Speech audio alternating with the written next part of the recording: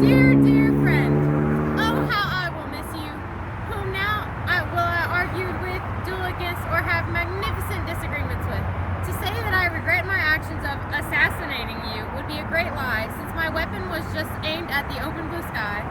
However, I do feel minutely remorseful for putting the trigger on that ill-fated bullet that claimed your life.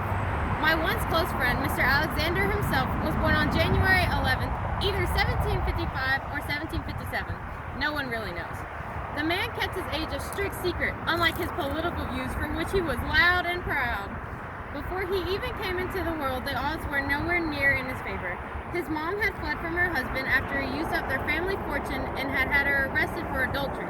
His biological father, Mr. James Hamilton, was her boyfriend at the time, but later abandoned the family in 1766.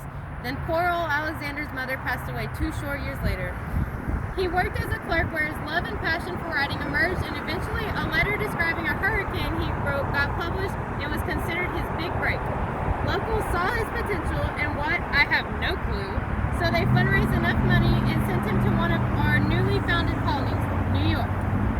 With perfect timing in line of our revolution for freedom against that horrendous country, Great Britain. Perhaps his greatest accomplishment of all was winning over a lovely wife, Mrs. Elizabeth Schroeder Eliza Hamilton. He had a few others to help our country, but none quite like the marriage.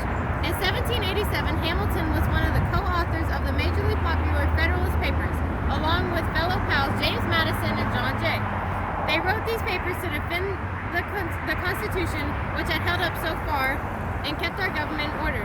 He had many titles in his lifetime, including husband, father, son, lieutenant colonel, captain, liaison, founder of the National Bank, a founder of the United States Coast Guard, a founder of the Federalist Party, and perhaps most recognizable, a founding father to this beautiful country we live and breathe in today.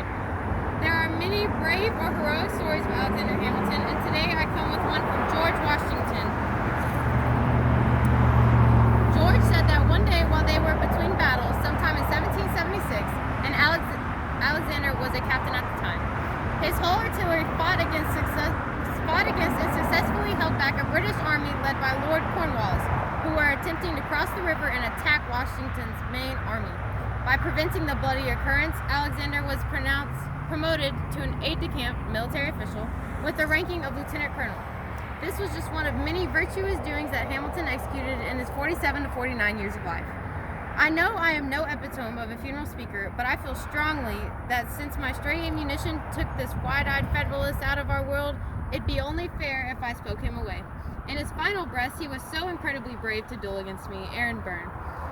He knew he had little chance, but that had never stopped him before. Just like in his outlandish political beliefs, your colleague, and possibly even idol, is now dead and can no longer change our government. We will break free from Britain completely and will no longer depend on them for anything. They are no model country. On the other hand, I will sadly not be here to witness it.